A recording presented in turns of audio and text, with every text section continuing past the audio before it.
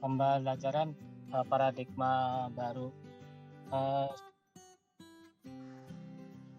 Sebelum kita memulai kegiatan pada pagi hari ini, dan ini merupakan hari terakhir, marilah kita bersama-sama membaca doa menurut kepercayaan dan keyakinan kita masing-masing. Berdoa dimulai.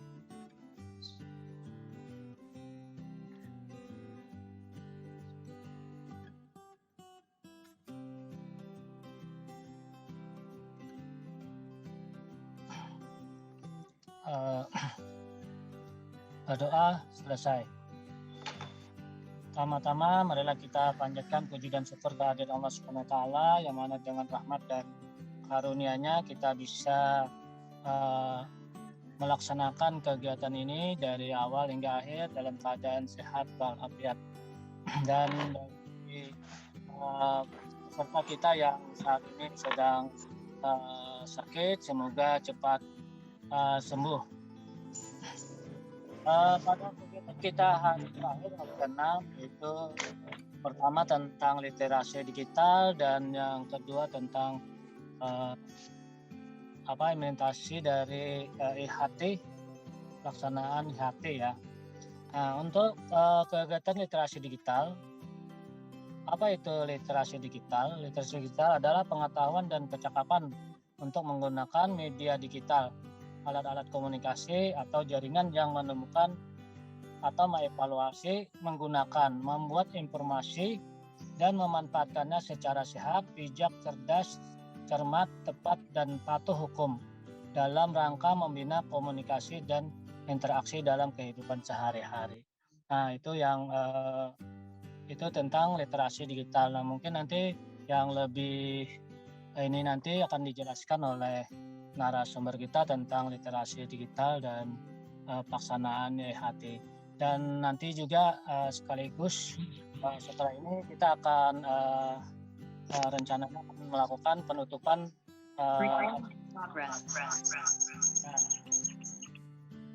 yang berikutnya kita sertakan kepada narasumber kita untuk menjelaskan tentang literasi digital.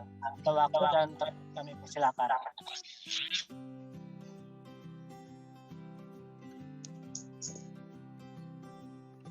Assalamualaikum warahmatullahi wabarakatuh. Waalaikumsalam. Bapak Ibu yang saya hormati, terutama Bapak Khairan selaku fasilitator sekaligus waka kurikulum, juga merangkap peramu dari seluruh materi sebenarnya ada di beliau semuaan ya. Bapak Ibu yang berbahagia, saya tidak henti-hentinya mengucapkan syukur kepada Allah Subhanahu wa taala dengan ucapan alhamdulillahirabbil alamin. Mudah-mudahan dengan rasa syukur ini kita selalu diberi oleh Allah Subhanahu wa taala, Tuhan yang Maha Esa, kesehatan, panjang umur, cukup rezeki, dan kemudian kesehatan, sehingga kita bisa melaksanakan in-house training Yang saya hormati pula ini Bapak Yoko dan Pak Adrian dari Seni Budaya dan dari Poliban, Politeknik Negeri Banjarmasin. Tadi sudah disampaikan oleh Pak Fasilitator bahwa hari ini adalah hari terakhir. Terakhir itu artinya terakhir untuk kegiatan IHT ini. Sebentar lagi Bapak Ibu juga akan diajak IHT yang waktunya lebih panjang lagi, yang nanti akan dikomandoi oleh Bapak Krido Wahono, ya, dalam rangka kelanjutan dari sekolah PK. Dananya sudah turun 70%, sehingga akan segera, jadi kita itu akan selalu diajak untuk pengembangan kompetensi, karena memang tujuan Bapak Presiden untuk tahun-tahun ini itu dan selanjutnya itu adalah peningkatan dan pemenuhan sarana prasarana. Kalau di tingkat sekolah ya sarana prasarana sekolah dan peningkatan kompetensi SDM di lingkungan sekolah.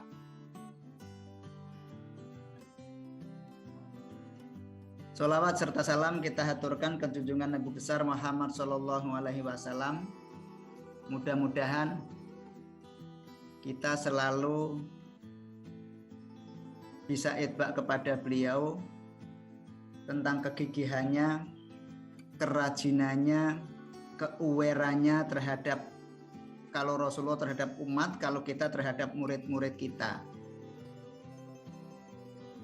Dan juga menjaga agama, kalau Rasulullah, kalau kita menjaga bagaimana sekolah ini berkembang ke arah yang lebih baik sesuai dengan harapan pemerintah dan masyarakat.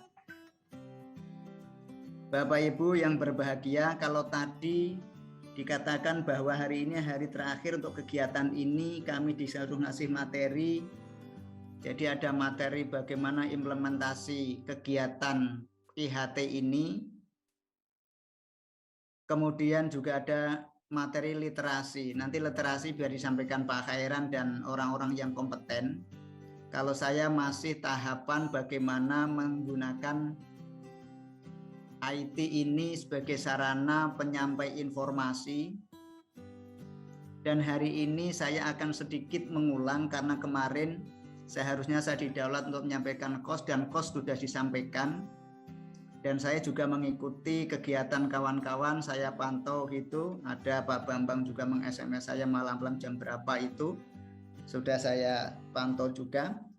Saya juga membuka apa yang di-chat oleh Ibu Bone tentang alur dan modul ajar serta CP. Wah itu lebih bagus itu kalau itu nanti bisa menjadi kesepakatan kita. Punyaan Bu Bone itu yang dari film itu juga sudah cukup bagus.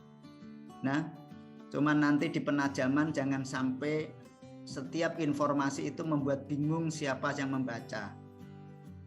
Ya, jadi nanti intinya bahwa kegiatan kurikulum IHT kurikulum hari ini yang dimulai dari awal itu pengenalan LMS. Kemudian bagaimana menggunakan LMS sebagai sarana pembelajaran, baik sarana diskusi, sarana berkolaborasi. Kemudian LMS juga disampaikan dalam rangka penyajian materi, menyampaikan informasi, dimulai dari apa tujuan negara saat ini, yaitu ingin maju, ingin berdaulat, ingin mandiri, dan berkarakter. Yang tahun ini itu semboyannya adalah Indonesia tangguh, Indonesia tumbuh. Lalu di dalam karakter itu, karena karakter itu yang akan dibina itu adalah karakter yang sekarang masih ada pada usia sekolah, maka menjadi domain Kemdikbud riset dan teknologi. Khususnya di bidang SMK itu anak-anak dididik supaya berkarakter, karakter seperti apa yang diinginkan, yaitu karakter Pancasila. Artinya anak itu ketika lulus SKL-nya adalah profil pelajar Pancasila, yaitu siswa yang bertakwa kepada Tuhan yang Maha Esa. Jadi takwanya itu kalau bisa ya lebih banyak ya, jangan hanya sekedar sholat, zakat, puasa, haji, tetapi bagaimana menjalin hubungan antara Tuhan dan manusia, antara manusia dengan manusia, manusia dengan lingkungan, ya. Kemudian sanggup bergotong royong, mandiri, kemudian bernalar kritis, menghargai kebinekaan, jadi tidak alergi kalau ada orang yang berbeda pendapat, tidak alergi kalau yang berbeda keyakinan, tidak alergi kalau melihat warna kulit yang berbeda, tidak alergi melihat rambut yang berbeda, ya, tidak alergi kalau ada tata bahasa dan gaya bahasa yang berbeda. Nah, kemudian kebinekaan global, bahwa kita juga harus bisa menjalin hubungan dalam lingkungan keluarga, lingkungan sekolah, lingkungan masyarakat, masyarakat nasional, internasional, ya. Karena sekarang media digital itu melalui Facebook, Instagram, WA, dan macam-macam lainnya itu sudah membuka komunikasi dan bisa membuka sekat-sekat antara kondisi kita di Banjarmasin dengan dunia luar. Nah, untuk membentuk karakter itu kemudian lalu dalam kegiatannya itu dibingkai oleh suatu regulasi-regulasi. Regulasi yang pertama itu datang dari pemerintah, yaitu ada yang namanya kerangka dasar kurikulum yang meliputi profil pelajar Pancasila, kemudian standar kompetensi lulusan, kemudian standar isi, standar proses, standar penilaian, kemudian dari situ timbul KOS, kurikulum operasional sekolah, yang di dalamnya juga ada CP, ada struktur kurikulum, kemudian ada modul ajar, ada penilaian, asesmen diagnostik, formatif, sumatif. Wah, itu semua sudah kita pelajari. Mudah-mudahan dari sekian banyak materi yang dilaksanakan sampai sekian hari ini, ada sebagian yang terpatri, nyantol, tidak lepas semua dari ingatan dan otak kita. Nah, untuk itu kalau kita menyadari kita tidak bisa menyimpan dengan baik apa-apa yang kita terima, maka kita harus ada oret-oretan, ada dokumen, sehingga tidak kalau nanti lepas bisa dibuka kembali. Izinkan saya hari ini mengulas kembali sedikit tentang KOS, karena KOS itu yang sangat penting dan itu domain seluruh warga sekolah, sehingga warga sekolah nanti bisa melaksanakan proses setulu yang ada di sekolah, maka harus ada dokumen yang namanya KOS. Ya, izinkan saya men-share ini ya, materi dulu, bentar.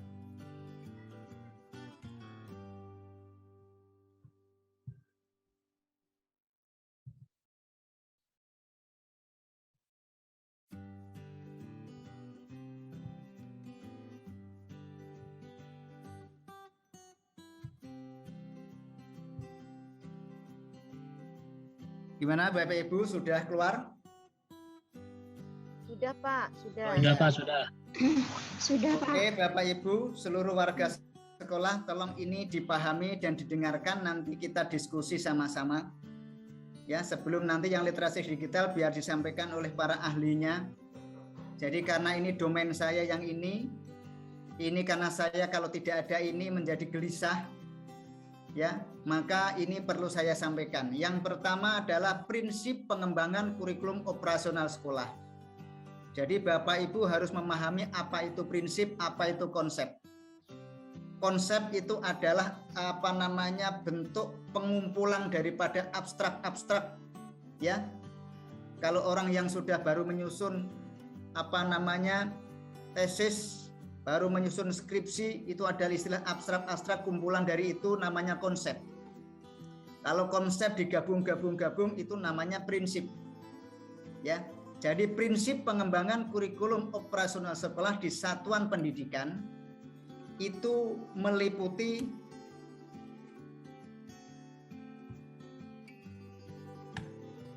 ini, prinsipnya ada 5. Perhatikan Bapak Ibu, prinsip pengembangan KOS itu ada 5. Yang pertama berpusat pada peserta didik. Jadi segala sesuatu regulasi yang ada di sekolah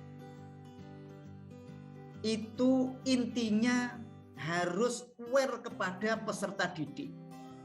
Jadi siapa yang akan menjadi bahan baku, bahan mentah, kemudian akan dijadikan bahan jadi, itu semua regulasi harus mengarah ke peserta didik.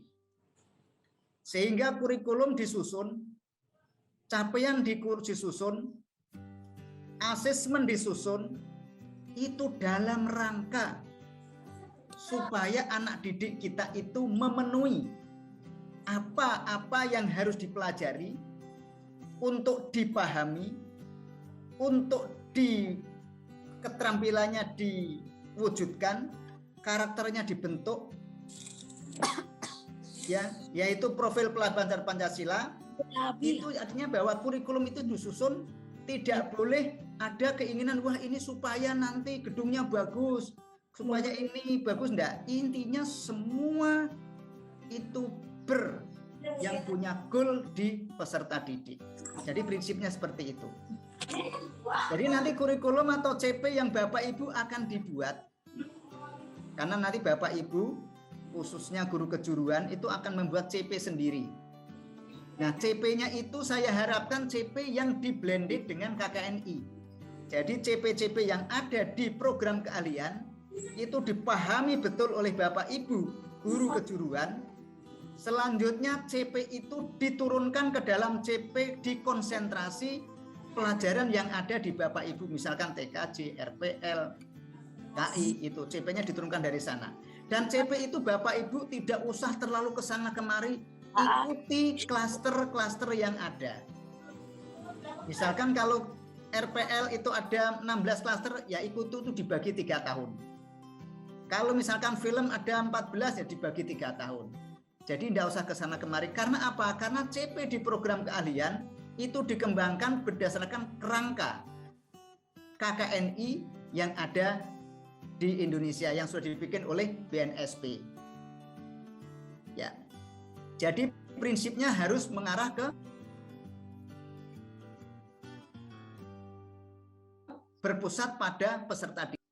Apa itu kontekstual? Artinya kalau ini sekolah kita ini adalah sekolah vokasi dan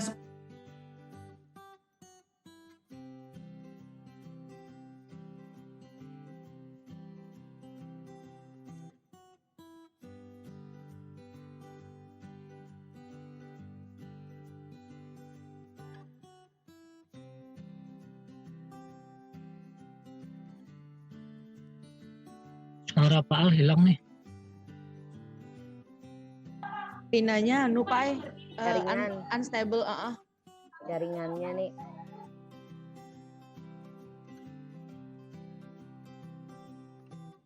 Kayaknya sedang desa, Pak.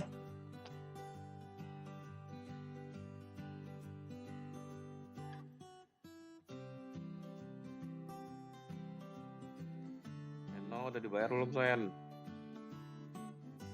Bapak nggak ada di sekolahan, jadi nggak Senonya kan ada di sini, Pak.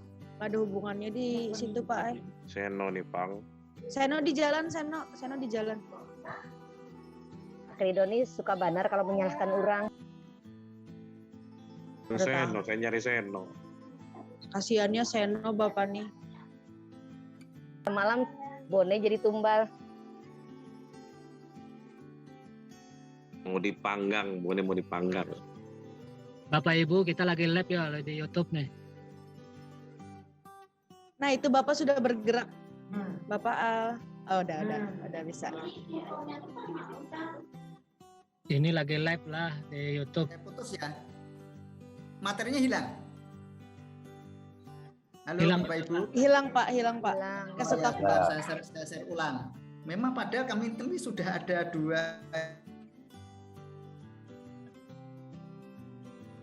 ini nanti sebentar ya. Nah, sebentar, saya share ulang.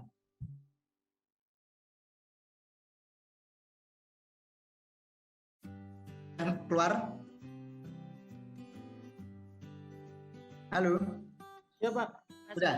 Oke. Tapi nggak full Jadi Pak. harus materi yang disusun kos itu harus kontekstual. Artinya kalau itu sekolah kejuruan, maka nanti kompetensi itu yang disusun adalah berdasarkan kerangka KKNI.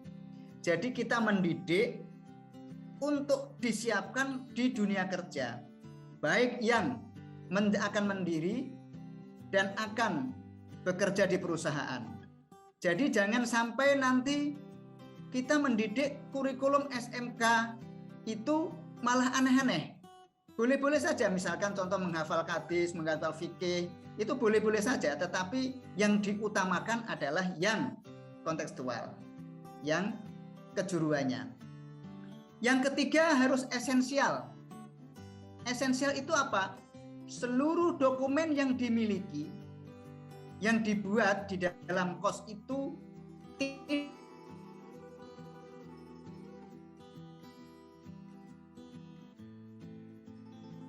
informasinya itu harus jelas. Struktur kurikulumnya ini, CP-nya ini, asesmennya ini, terus kemudian PKL-nya nanti seperti ini, modul ajarnya seperti ini, itu harus jelas. Jangan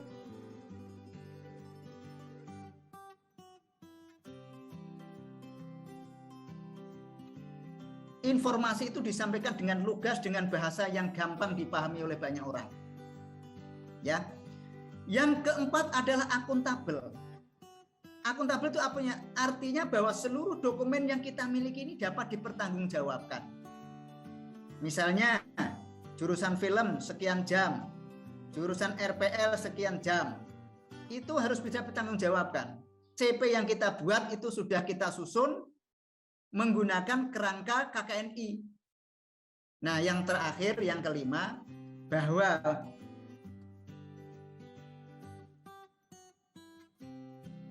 kurikulum kita itu yang akan kita susun di sekolah. Siapa stakeholder? Perusahaan, sekolah, dinas, orang tua, ya, itu diajak menyusun kerangka kurikulum. Tetapi ketika mengajak orang-orang itu sebagai leading sektor dan sebagai tim akademisnya adalah guru-guru kejuruan yang dikomandoi oleh para kepala program atau kepala kompetensi. Draftnya disusun dulu, setelah draftnya itu selesai, nanti baru diundang para orang-orang itu. Karena kalau orang-orang itu diajak mikir dari awal, itu nanti ujung-ujungnya nggak ada yang selesai. Nah, ini kemampuan teknis, ya. Dan saya selaku kepala sekolah nanti akan menyiapkan latar belakang, akan menyiapkan visi misi, dan visi misi kita ini sudah luar biasa. Visi kita ini SMK 2 itu kan terwujudnya siswa terampil. Sudah sesuai dengan tujuan pemerintah pusat, sesuai dengan tujuan Pak Gubernur, sudah sesuai dengan tujuan sekolah SMK. Berjiwa entrepreneurship sudah sesuai. Jadi anak-anak diusahakan nanti berjiwa jadi seorang pedagang, seorang wirausahawan, tetapi juga bisa bekerja di perusahaan orang, ya, berkarakter yang baik, yang mempunyai daya saing. Ini pas karakternya nanti tinggal dikembangkan karakter profil pelajar Pancasila, seperti itu. Nah, mimpi kita, visi kita itu kan terwujudnya siswa terampil berjiwa entrepreneurship, itu mimpi. Perwujudannya apa? Tindak lanjutnya apa? Ya dengan misi. Misinya apa? Yaitu mengajari anak didik kita dengan keterampilan-keterampilan melalui kurikulum operasional sekolah yang sudah kita susun bersama.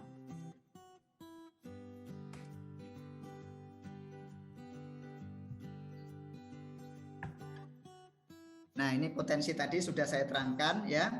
Ini juga sudah saya terangkan kontekstual. Ini sudah kita terangkan esensial. Ya. Nah, sekarang kita masuk di kurikulum operasional sekolah pada program sekolah menengah kejuruan pusat keunggulan. Kemarin sudah diterangkan oleh Pak Khairan seperti ini alur-alurnya. Jadi yang pertama kita analisis sekolah kita ini. Jadi analisis satuan pendidikan. Oh, sekolah kita ini adalah sekolah yang berpangkal pada keterampilan. Lalu keterampilan-keterampilan itu nanti kita tidak boleh menyimpang dari KKNI. Karena kalau kita mendidik anak tetapi di luar tidak menginginkan pekerjaan itu, ngapain kita mendidik? Jadi kita itu harus mendidik yang di luar sana memerlukan itu. Maka yang dikeluarkan KKNI, yang dikeluarkan pemerintah itu adalah jenis-jenis pekerjaan yang ada di perusahaan. Nah, itu kita didik di sekolah kita. Maka ada harus karakteristik satuan pendidikan. Yang kedua, menyusun visi misi. Visi itu adalah mimpi. Tapi bukan mimpinya orang tidur. Ini mimpinya orang yang gandrung. Bukan mimpinya orang tidur. Mimpinya orang mabuk kepayang. Artinya dengan mimpi itu lalu dilakukan misi. Misinya kita menyelenggarakan pendidikan pembelajaran, ada TKJ, ada KI, ada Peksos, ada animasi, dan seterusnya. Itu misinya. Kalau visinya tadi sudah saya jelaskan di awal. Itu nanti tidak akan kita rubah visi itu. Tetapi visi itu harus tetap dilakukan. Karena apa? Karena visi kita ini sudah sesuai dengan pemerintah pusat, sesuai dengan gubernur, ya. Jadi tidak perlu. Ada tujuan pembelajaran. Kalau TKJ itu tujuannya apa? Tujuannya yang mendidik anak-anak itu supaya bisa mengisi, punya keterampilan, pengetahuan, punya karakter. Pengetahuannya apa? Pengetahuan tentang TKJ. Karakternya apa? Karakternya korupsi Pancasila. Kemudian keterampilannya apa? Keterampilan tentang TKJ. Yang seperti apa? Yang sesuai dengan yang diharapkan di perusahaan atau diperlukan oleh masyarakat. Dari mana tahu itu di perusahaan seperti itu? Setelah dianalisis tadi di awal, sudah dianalisis. Ya. Kemudian yang keempat itu adalah perorganisasian pembelajaran. Perorganisasian pembelajaran itu ada dimulai dari adanya struktur kurikulum dan seterusnya dan seterusnya. Kemudian yang kelima, menyusun rencana pembelajaran, yaitu kemarin modul itu punyaan Bu Buen itu saya lihat luar biasa bagusnya ya. Nah, kalau bisa nanti ada yang seperti itu, tetapi di grup-grup itu dikembangkan. Maka kita ada WA, ada apa itu coba berkolaborasi dengan negara atau pulau lain atau apa atau komunitas boleh ya, atau langsung dengan perusahaan ya, seperti itu. Kemudian kurikulum itu jangan dirancang hanya untuk 1 hari 2 hari, karena kurikulum itu kalau bisa minimal dirancang sampai 10 tahun. Akan tetapi kalau kos kita ini dirancang sampai 4-5 tahun. Tetapi setiap tahun direview ya, dicek kembali mana-mana yang tidak pas ya, seperti itu. Nah, ini sudah tadi dikatakan di dalam gambaran tadi di alurnya tadi, ini sudah ada di sini semua ya. Nah, ini sudah diterangkan oleh Pak Khairan. Jadi itu saja Bapak Ibu, saya harapkan Bapak Ibu yang paling utama setelah ini Pak Khairan nanti segera membentuk tim SK siapa tim penyusun kos. Yang jelas adalah seluruh warga sekolah, tetapi leading sektornya adalah di guru kejuruannya. Karena CP kalau di umum itu sudah ada, tapi kalau di kejuruan itu harus menyusun sendiri. Nah, nyusunnya itu tidak usah mengarang-arang sendiri, tetapi ikuti klaster yang sudah ada. Kalau misalkan klaster 1 itu apa keterampilannya, itu CP-nya itu. Kemudian dikembangkan, lalu pengetahuannya apa, keterampilannya nanti apa, karakternya apa, di situ dibuat. Klaster 2, pengetahuan yang akan dicapai apa, keterampilannya apa, kemudian nanti apa. Nah, itu dibuat semua. Kalau itu termasuk nanti bagian kurikulum dengan DI nanti merancang. Karena PKL itu kan sudah sering Bapak Ibu Kakom itu saya kumpulkan, tolong materinya misalkan kelas tujuan TKJ itu ada 10-13 misalkan. 1-3 disampaikan oleh sekolah sendiri, gurunya dari sekolah. Kemudian alatnya tapi pinjam. profil yang kedua, klaster yang keempat, kelima, keenam disampaikan di perusahaan. Gurunya dari instruktur perusahaan, alatnya dari perusahaan. Itu dirancang semua. Itu sudah sering saya katakan. Hanya sekarang itu baru mendapatkan legitimasi, ya. Jadi seperti itu. Oke, Bapak Ibu, itu kira-kira kos yang akan Bapak Ibu bikin, termasuk saya, itu nanti. Makanya ini segera perusahaan-perusahaan yang sudah ber-MOU itu diajak berembuk. Jadi kalau guru kita namakan kurikulum berbasis industri, itu nanti ya sama. Jadi kita bikin kurikulum berbasis industri sebenarnya CP-nya. CP-nya itu, nah kalau misalkan perguruan tinggi kita libatkan, dari seni budaya kita libatkan, tapi dalam bentuk misalkan daring ini juga tidak masalah. Karena kita memang kondisinya seperti ini, kita tidak bisa tatap muka. Jadi jangan sampai kita sebagai guru itu hanya melaksanakan, jangan. Kita harus berinovasi, juga harus, karena ini sudah dikasih kemerdekaan luar biasa. Jadi jangan sampai nanti kita ini, Pak, CP-nya tidak ada, kami tidak bisa membuat. Loh, guru kok nggak bisa membuat tuh gimana? Kan susah nanti, ya. Masa misalkan sebagai saya tidak bisa bikin, saya tidak punya pikiran ke sana, lalu gimana cara mengajar selama ini, kan begitu. Oke, Bapak Ibu, kalau yang ditanyakan monggo silakan. Saya tidak akan berjauh, nanti akan masuk ke literasi digital. Jadi nanti penutupannya Pak Khairan, apakah nanti dilaksanakan di sinkronus ini atau setelah asinkronus Pak Khairan? Pak Khairannya belum sampai lagi Pak. Enggak, belum sampai. Oh, ada. Di sinkronus Gimana, ini Pak? juga Pak. Nanti setelah penyampaian tentang literasi digital dan mungkin nanti sedikit mungkin di situ aja Pak, kita nanti penutupannya, dan selanjutnya nanti biar kami yang menyelesaikan tentang tugas-tugas dari para peserta Pak. Oke, siap. Oke. Jadi saya rasa karena ini kemarin sudah disampaikan Pak Khairan, saya hanya menambah di depan tadi bahwa prinsip pengembangan kurikulum itu ada 5 tadi yang utama, yaitu harus mengacu kepada peserta didik, kemudian harus akuntabel, kontekstual, kemudian esensial, dan dikerjakan oleh seluruh stakeholder sekolah. Itu aja prinsip pengembangan itu harus 5 itu, ya. Nah, masalah arahnya tadi apa yang dibikin, harus ada visi misi, harus ada ini, harus ada dokumen-dokumen apa saja, itu sudah diterangkan Pak Heran kemarin.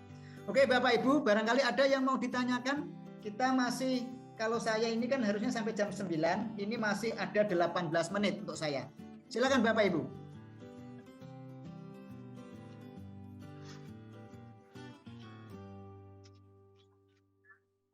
Assalamualaikum warahmatullahi wabarakatuh, Pak. Mohon. Waalaikumsalam warahmatullahi wabarakatuh.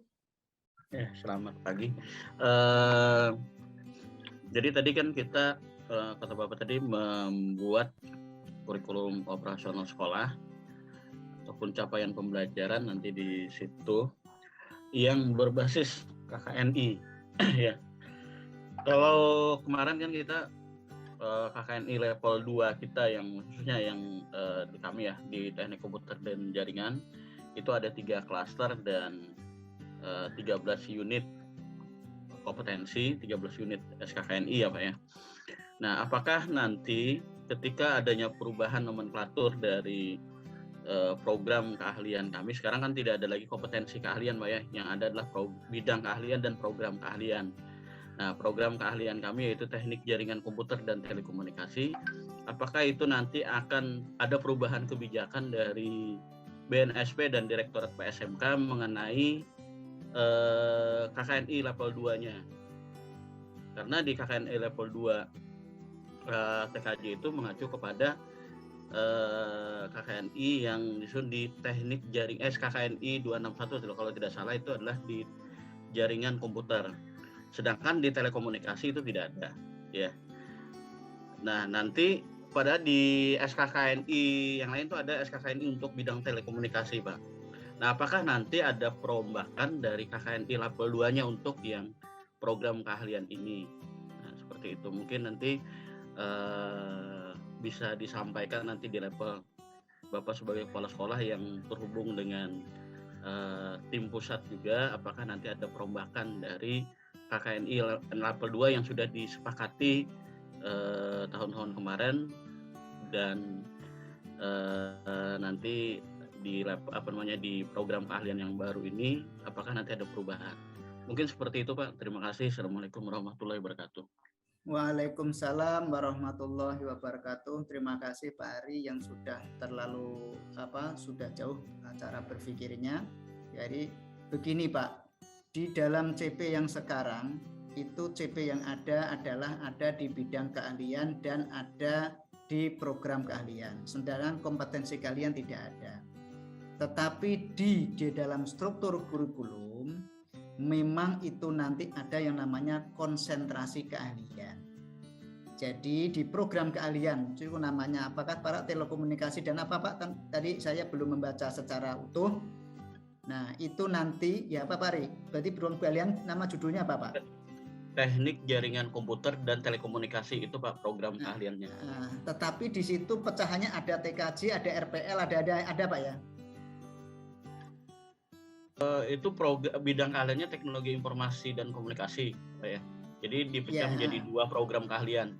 Nah, ada bidang keahlian, ada program keahlian, yaitu tadi yang dari teknik jaringan komputer dan telekomunikasi dan pengembangan perangkat lunak. Oke, Pak Ari, ya. Nah, kayaknya di program keahlian itu Pak Ari, itu juga dipecah lagi Pak.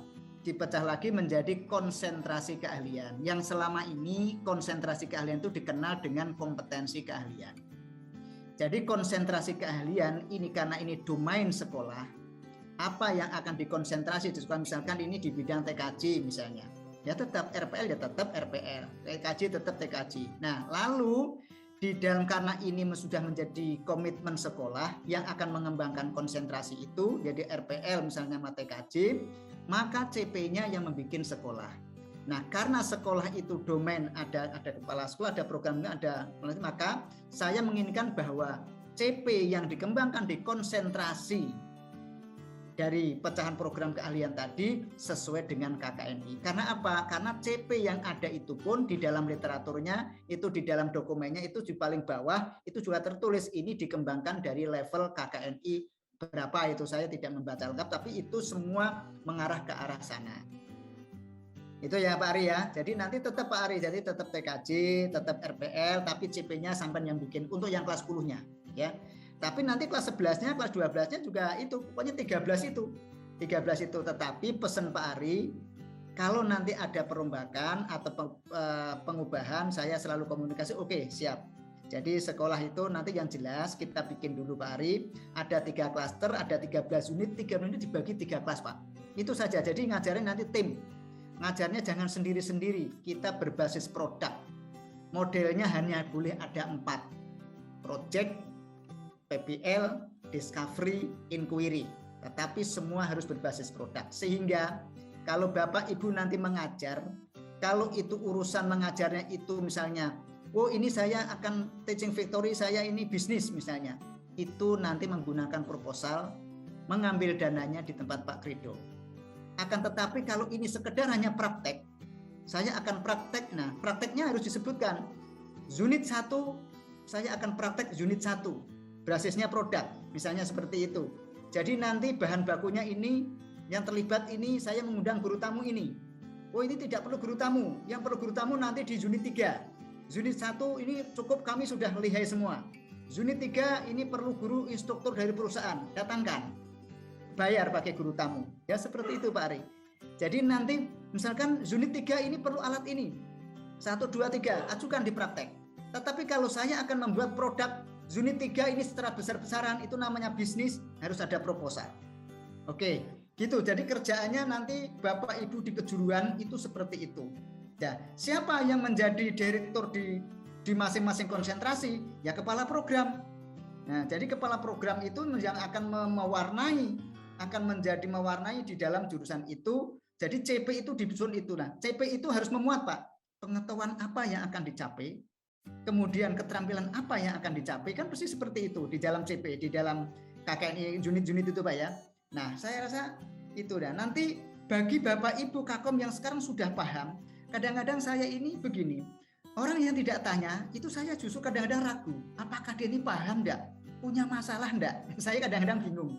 Ya. Nah, kalau yang banyak tanya ini justru sudah punya masalah, dia punya problem sebenarnya, ya. Seperti itu. Jadi nanti kalau misalnya RPL, wah ada berapa klaster? Ada 2 klaster Pak, Juninya ada berapa? 14 bagi 3. Seperti itu saja. JI misalnya. Jadi kalau Pak, saya akan mengajukan anggaran untuk praktek. Kalau praktek nanti judulnya praktek unit 3. Bahan baku yang dipakai ini. Nah, tapi kalau saya akan memperbanyak jumlah produk unit 3, itu bisnis. Itu nanti pakai proposal. Nah, seperti itu. Yang Pak Aring ya. Terima kasih Pak Ari, luar biasa. Nanti apa kalau kekuatan nanti kalau ada yang perlu disampaikan ke pusat disampaikan. Oke Pak Ari. Oke, terima kasih Pak. Oke, yang lain?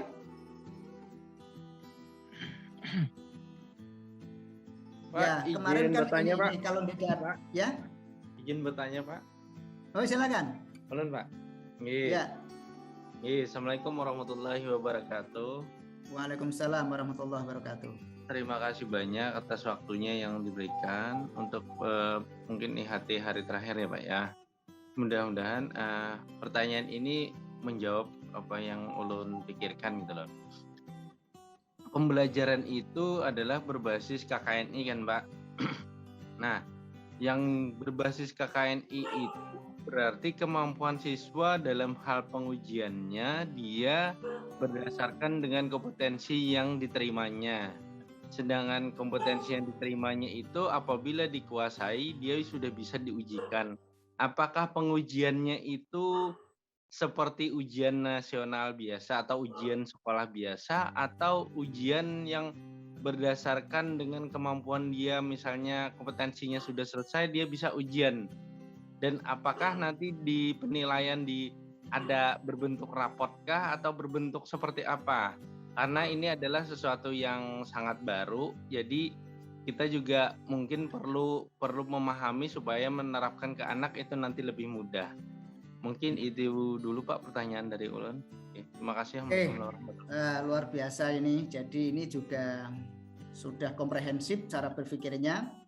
Jadi sudah komprehensif. Jadi begini Pak Bambang.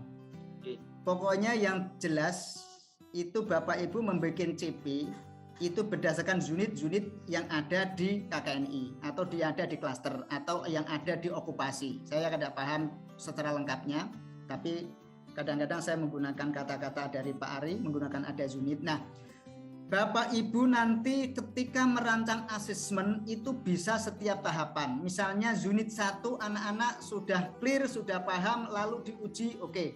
Artinya anak-anak sudah dapat portofolio 1. Jadi nanti LSP itu bekerjanya tidak hanya tahun-tahun terakhir, tetapi setiap hari melayani kegiatan asesmen. Melayani orang yang mau minta diuji. Karena nanti Bapak Ibu itu tugasnya kamu langsung ujian tidak. Nanti setelah anak itu merasa mampu di unit 1, anak mampu di unit 2, anak mampu di unit 3, maka anak itu berhak mengajukan minta diuji. Jadi dia prinsipnya dasarnya dari anak, minta diuji. Nah, lalu nanti di dalam kos itu nanti kan ada asesmen yang akan kita susun bersama. Dari situlah nanti menjawab apa yang ditanyakan Pak Bambang tadi. Kapan harus ujian? Apakah nanti rapotnya seperti apa? Nah, capaian-capaian pembelajaran yang akan dituangkan di dalam rapot nanti itu pasti nanti akan kita pecahkan bersama. Kalau kita mengalami blunder dan apa, kita bisa tanya ke pusat pengembangan kurikulum. Ya, nah tadi yang jelas bahan baku CP harus kita buat dulu, asesmennya harus kita buat dulu, ya, ya seperti itu, Pak Bambang ya. Oke. Nggih Pak. Nggih. Ada lagi Bu Kiki, Bu Zureida, kemudian Pak Ridwan, Pak Didi Nuryadi. Monggo silakan. Karena ini Bapak Ibu nih yang paling utama nih harus bekerja awal ini. Ya, bekerja awal. Kalau saya kan sudah, kalau misalkan visi misi sudah saya bikin, latar belakang sudah saya bikin, ya kan gitu.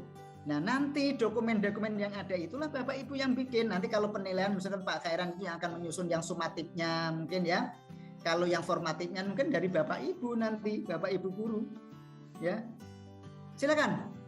Kalau tidak ada, karena ini waktunya sudah tinggal 6 menit, Ya, silakan. Halo. Halo, ya, ya. Ya, mohon maaf mungkin kalau ada yang kelewat tadi Pak. Jadi memang kalau pendekatannya mungkin menyambung yang Pak Bambang tadi, kalau apalagi disampaikan Bapak tuh bahwa uji kompetensi itu tidak hanya di akhir Pak ya, tapi bisa setiap saat sesuai dengan permintaan anak gitu ya, kesiapan anak. Kalau pemahaman saya gitu ya tadi uraian Bapak. Nah terus sistem penilaian ini nanti apakah akan seperti sekarang ada semacam dualisme antara sistem rapot sama sistem kompetensi gitu ya. Kalau dalam sistem rapot ada KKM 75 berapa dan seterusnya, kemudian nilainya puluhan begitu. Dalam pendekatan kompetensi kan tidak ada nilainya 80 yang jelas kompeten atau tidak kompeten. Nah ini seringkali ada persoalan menerjemahkan karena hasilnya uji kompetensi dimasukkan ke dalam rapot gitu ya. Jadi berapa nilainya? Karena kompeten 100 katanya gitu. Nah nanti mungkin bagaimana ini Pak? Oke, makasih Pak Dede. Pak Dede kan? Iya Pak. Ya betul Pak. Jadi Pak nanti Dede, Pak Dede. Jadi Pak Dede tadi ini nanti memang nanti kalau Bapak Ibu itu sudah mengajar misalkan unit 1 Okuposa 1 pelayanan anak merasa sudah mampu, anak-anak langsung minta uji. Jadi LSP harus siap harus menguji. Nah, lalu hasilnya itu kan berupa sertifikat, berupa portofolio. Nah, bagaimana dengan dualisme kepemimpinan kalau nanti ada KKM? Nah, itu nanti Bapak Ibu nanti dijawab ketika kita sudah menyusun KOS. Dari hasil penyusunan KOS nanti apa asesmen, kemudian dokumen anak itu apa? Anak-anak itu nanti kalau lulus di satuan pendidikan itu kan membawa 2 dokumen Pak Dede. 1 dokumen sertifikat kompetensi yang diperoleh dari tiap-tiap jenjang. Kalau saya harapkan nanti di TKJ itu ada 13 sertifikat yang harus keluar ya, karena unitnya ada 13. Atau sertifikatnya dikeluarkan berdasarkan klaster, atau berarti kalau 3 berarti ada 3 sertifikat. Nah kalau misalnya di Peksos ada berapa sertifikat. Nah di samping itu dia juga pulang membawa ijazah. Ijazah itu adalah dokumen yang diperoleh menandakan bahwa anak itu sudah menempuh seluruh proses pembelajaran. Apakah itu kompeten atau tidak biasanya itu nanti di akhir itu karena sudah memenuhi, apakah anak ini mengikuti seluruh mata pelajaran? Ya. Apakah anak itu mengikuti seluruh proses di kelas 10, kelas 11? Ya. Apakah anak itu loncat dari kelas 10? Ya, misalnya seperti itu. Lalu itu kemudian diuji AKM namanya nanti Pak. Jadi asesmen kompetensi yang seperti apa bentuknya ini baru mau mulai juga itu modelnya seperti apa. Baru mulai tanggal 24 nanti. Kayak apa itu? Nah, itu nanti kita sambil menunggu perkembangan yang jelas ketika menyusun KOS baik yang KKNI maupun yang untuk rapot itu harus dibikin, dibuat draftnya seperti apa, kemudian narasinya seperti apa, dokumennya berbentuk apa, misalkan dokumen misalnya itu dimasukkan di rapot. Nanti saya juga nanti masih berpikir Pak, apakah di Dapodik kita itu nanti akan masih akomodir yang seperti apa. Nah kalau misalkan pemindahan nilai misalnya nilai kejuruan nanti akan kita ambil dari nilai ini, ya itu terserah guru-gurunya, itu disepakati di dalam KOS nanti. Oke Bapak Ibu nanti mata pelajaran kejuruan itu nanti nilainya diambilkan dari nilai KOS ini. Ya, tidak perlu misalkan ujian akhir atau ujian semester. Nah itu silakan, bisa barangkali nanti tidak perlu ujian semester yang nilai yang guru-guru kejuruan, barangkali nanti di dalam KOS-nya dibunyikan seperti itu juga boleh-boleh saja. Ya, tapi sambil menunggu, sambil belajar, kemudian sambil dokumen kita bikin, kemudian nanti saya juga dengan pesan Pak Ari tetap berhubungan dengan pusat pengembangan kurikulum, khususnya Pak Mansur. Mungkin kalau gak kilo Pak Mansur itu orang-orang senior di bidang kurikulum, dan kebetulan saya akrab sama beliau ini.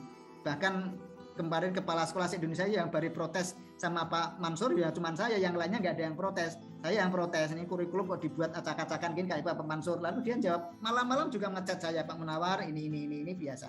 Ya, begitu. Termasuk dulu ketika saya dipanggil Pak Mansur itu untuk bagaimana ini ditanyakan masalah KKNI-nya Peksos ini memang belum ada Pak, sehingga itu saat ini ya sedang diuji oleh dari Kementerian Sosial. Oh ya, bagaimana? Apakah belum bisa dikembangkan? Nah, itu malah ditanyakan ke saya. Harusnya kan saya tanya ke Bapak, saya bilang gitu.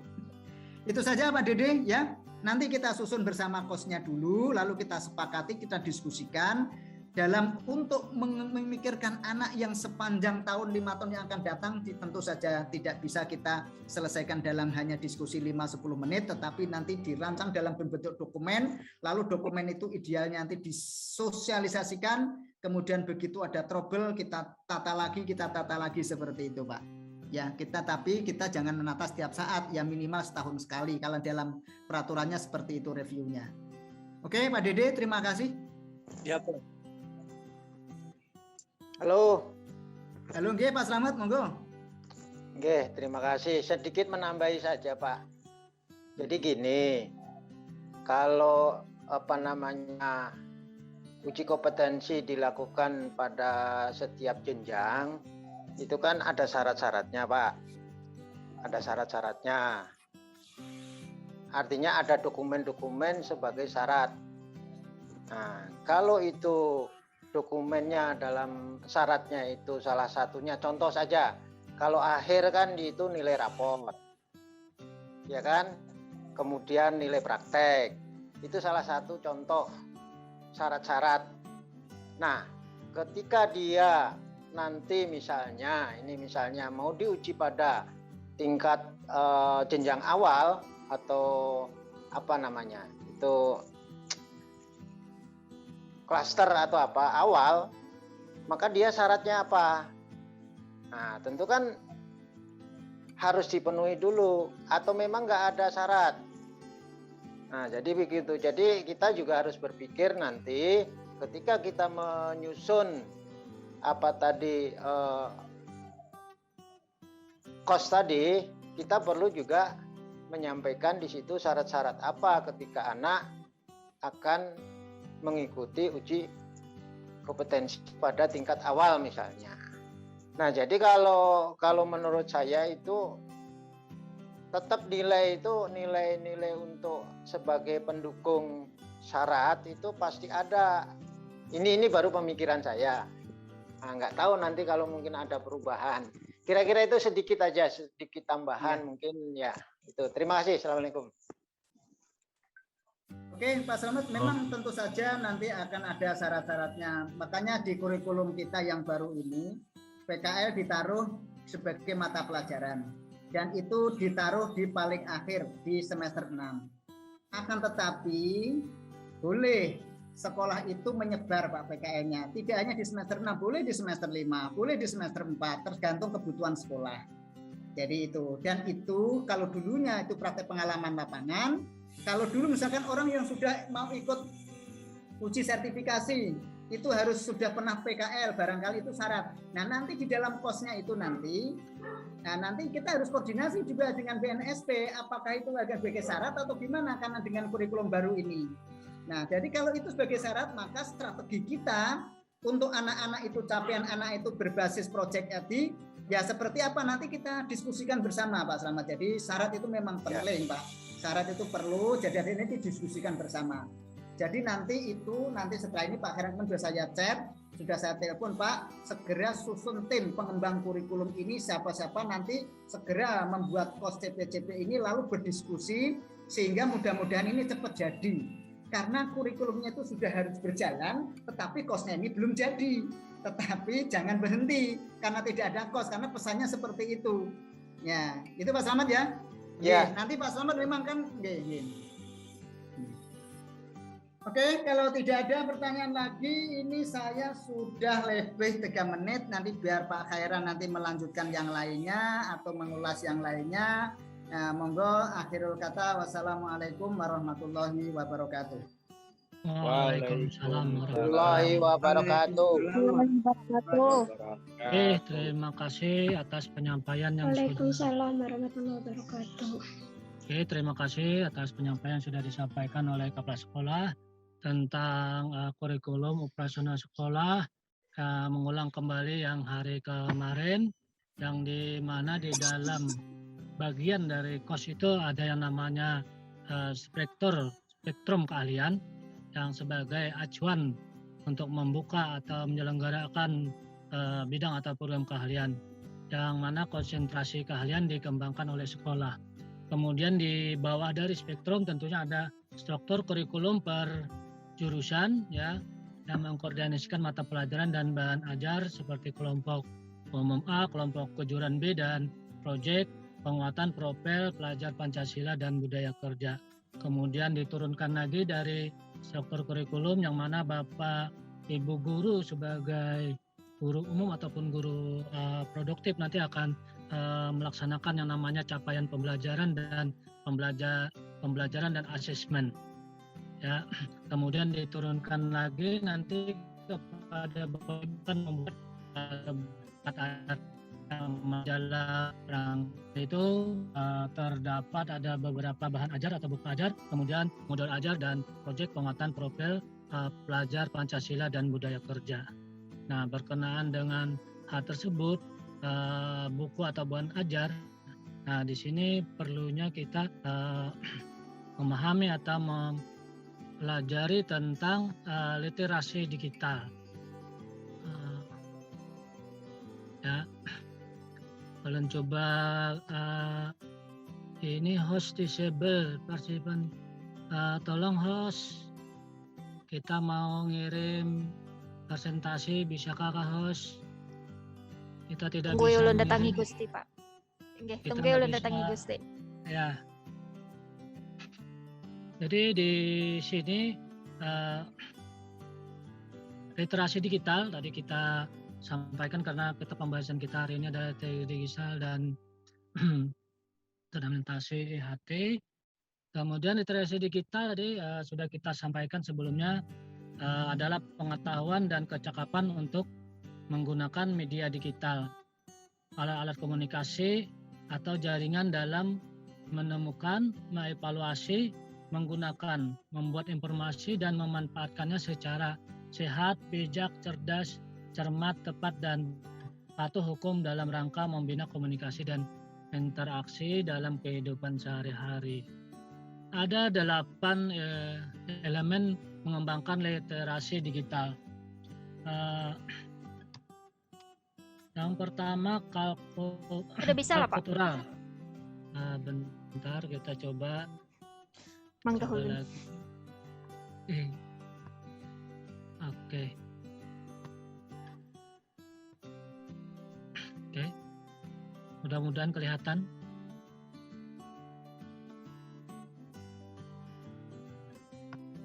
Kelihatan ya Bapak Ibu ya. Ada 8 elemen pengembangan literasi digital. Yang pertama kalkultural, yaitu pemahaman ragam konsep penggunaan dunia digital. Yang kedua kognitif, yaitu daya pikir dalam menilai konten. Yang berikutnya konstruktif, yaitu daya cipta sesuatu yang ahli dalam aktual. Komunikatif, yaitu memahami kinerja jejaring dalam komunikasi di dunia digital. Yang kelima kepercayaan diri yang bertanggung jawab, kreatif, melakukan hal-hal baru dengan cara baru, kritis dalam menyikapi konten, 8 bertanggung jawab secara sosial. Nah, jangan sampai apa-apa yang kita kirimkan pada saat melakukan literasi digital ini, jangan sampai kita melanggar hukum-hukum yang ada di dunia maya ini. Nah, itu nanti yang akan ini. Kemudian untuk literasi digital ini ada beberapa manfaat dari literasi digital, yaitu tentunya membuat Bapak Ibu lebih bahagia karena suka main chatan, ada yang suka main game, ya. Kemudian mempengaruhi dunia. Apa pentingnya literasi digital? Ya, literasi digital akan menciptakan tatanan masyarakat dengan pola pikir dan pandangan yang kritis kreatif. Mereka tidak akan mudah termakan oleh isu yang provokatif, ya, biasa ada berita hoax itu ya, karena menjadi korban informasi hoax atau korban penipuan yang berbasis digital. Dengan demikian kehidupan sosial dan budaya masyarakat akan cenderung aman dan kondusif. Keberhasilan membangun literasi digital merupakan salah satu indikator pencapaian dalam bidang pendidikan dan kebudayaan. Nah, berkenaan dengan literasi digital di bidang pendidikan dan kebudayaan, mungkin nanti Ibu Yani ini bisa menyampaikan tentang penggunaan dari Belajar ID. Ya, Bu Yani tolong nanti disampaikan karena nih Bu Yani yang ikut dalam kegiatan Belajar ID. Setelah kita ini, mudah-mudahan ada Ibu Yani ini. Ya. Tadi ada Pak Sidin. Oh ya. Jadi nanti Ibu Yani apapun yang di Bapak Ibu perlukan dalam nantinya membuat perangkat ajar, Bapak Ibu bisa nanti masuk di dalam akun Belajar ID. Bagaimana cara penggunaan akun Belajar ID? Mudah-mudahan nanti kalau Ibu Yani masuk nih nanti dijelaskan oleh Ibu Yani. Yang mana akun Belajar ID ini sudah dikirim Ibu Yani di grup besar, user dan passwordnya. Yang mana user emailnya itu beda dengan user email yang biasa kita pakai, tapi user email yang sudah dibikinkan oleh pemerintah pusat. Nah, jadi apapun yang Bapak Ibu informasi-informasi dari kegiatan belajar mengajar itu adanya di Belajar ID. Nah, itu salah satu literasi digital yang ada di Kemendikbud itu ya. Bu Yani? Kalau Bu Yani nggak ada, teruskan lagi kita ke materi yang berikutnya tentang panduan pelaksanaan IHT. Nah, panduan pelaksanaan IHT ini mudah-mudahan Bapak Ibu juga mungkin sudah sebagian sudah membaca apapun capaian pelatihan dari in-house training. Perlu Bapak Ibu ketahui, peserta IHT diharapkan mampu memahami filosofi pembelajaran yang mencerdaskan, profil pelajar Pancasila dan implementasinya yang di dalam pembelajarannya. Nah, kemudian tujuannya, ya mengetahui tujuan, konten, proses, dan evaluasi pelatihan IHT serta mampu menyusun rencana belajarnya. Nah, ini menurut kita ini sudah Bapak Ibu mungkin sudah membacanya, kemudian ya sudah membacanya. Pesertanya nih kebetulan ini contohnya punya PAUD. Jadi peserta IT-nya adalah guru atau pendidik PAUD di sekolah penggerak. Berarti kalau di SMK adalah guru atau pendidik yang ada di SMK Negeri 2 Banjarmasin. Kemudian di sini ada struktur program pelatihannya. Kita rasa ini Bapak Ibu juga sudah membacanya. Kemudian nanti kita meminta pada akhir kegiatan ini kepada Bapak Ibu nanti membuat video pembelajaran Bapak Ibu sebagai instruktur dan yang lainnya nanti menjadi peserta. Diharapkan masing-masing peserta bisa membuat video tersebut, gitu ya. Dan mungkin dari Ibu Yani ada tambahan tentang literasi digital. Ibu Yani ada? Oh nggih, iya Pak. Oke, silakan. Assalamualaikum warahmatullahi wabarakatuh. Warahmatullahi wabarakatuh. Terima kasih atas kesempatan yang diberikan kepada saya untuk mungkin sedikit memaparkan mengenai platform Merdeka Mengajar yang mana yang telah saya ikutin beberapa waktu yang lalu. Platform ini, sebentar saya share screen. Nah, di share screen itu nak ya, kayak mana nih? Screen.